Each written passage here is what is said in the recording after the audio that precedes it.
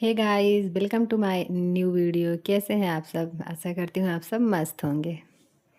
आज मैं सिखाऊंगी आप लोगों को तुरपाई करना। इससे पहले वाली वीडियो में मैंने बताया था कि सिलाई मशीन में धागा कैसे लगाते हैं, और अब मैं तुरपाई बताने जा रही हूँ। अगर आपको सिलाई सीखनी है तो आपको शुरू से ही सीखनी पड़ेगी। आप ऐसा नहीं है कि पहले बस ब्लाउज़ काट कर सिलने लग गए, सूट काट कर सिलने लग गए। आपको छोटी छोटी चीज़ें आनी ज़रूरी होती हैं।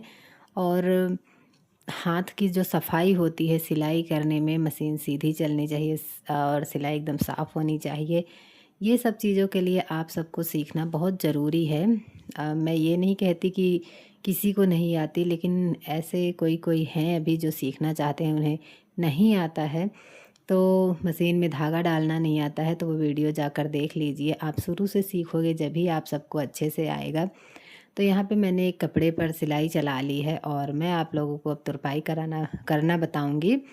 जो कि बहुत ही सिंपल सा है। जब तक हमें नहीं आता है कोई चीज़ तभी तक लगता है कि हाँ, ये बहुत मुश्किल काम है, लेकिन जब हमें आने लग जाता है ना तो वो बहुत ईज़ी हो जाता है।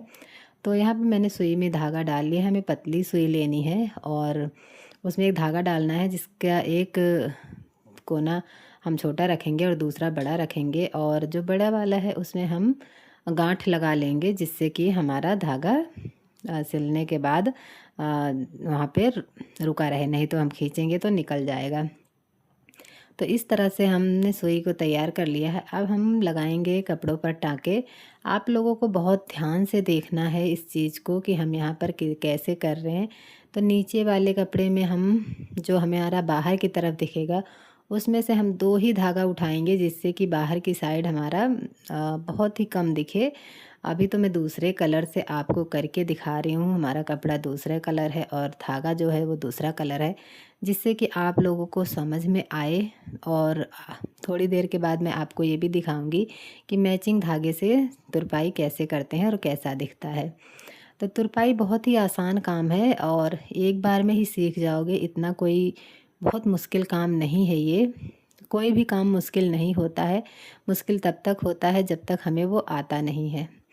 जब हमें आने लग जाता है तब वो काम मुश्किल नहीं हो जाता है। सिलाई भी ऐसी ही है, जब तक हमें नहीं आती है तब तक ही हमें मुश्किल लगती है। उसके बाद तो फिर ये ऐसे लगता है कि दिमाग में जो भी इमेज आएगी ना उसको आप बना लोगे, ऐसा होता है। तो यहाँ पे मैं तुरपाई करती जा रही हूँ और आप लोगों को ये भी दिखा रही हूँ कि मैंने बहुत ही ज़रा ज़रा सा उठाया है और फिर भी ये कपड़े एकदम टके हुए हैं। और बाहर की तरफ देखो, कोई सा भी धागा ऐसे दिख नहीं रहा है। दूसरे कलर से भी है तब भी बहुत ज़्यादा दिखाई नहीं दे रहा है। तो इसी तरह से हम नीचे से कपड़ा उठाएंगे और ऊपर वाले में कपड़े को लेकर और इसको सिलते जाएंगे। आप बहुत ध्यान से देखिएगा। इसमें मैं पहले 2 धागे नीचे से उठा रही हूँ और फिर ऊपर वाले में थोड़ा सा ज़्यादा लेकर मैं इसको सिल दे रही हूँ।